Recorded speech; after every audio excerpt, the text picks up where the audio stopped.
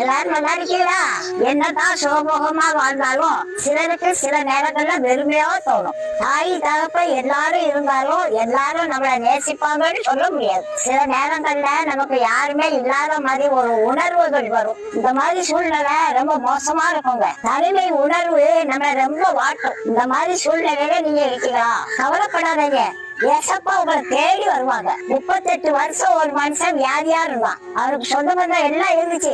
என்ன பிரச்சனம்? அவனை தூக்கிட்டு போய் ஒரு மண்டபத்துல போட்டுட்டாங்க. 38 வருஷம் அவன் ஒரு வெறுமையை உணர்ந்தான். தனிமையும் நோயும் அவனை வாட்டி எடுத்தது. ஏசப்பா அந்த மண்டபத்துக்கு வந்து நேரம் அவங்கிட்ட போனாருங்க. சுகமாகணும்னு ஆசைப்படியாப்பாடு கேட்டாரு.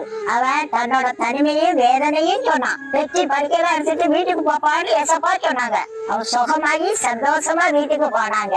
அவனோட தனிமைக்கு வேதனைக்கு ஒரு முடிவு வந்ததுங்க.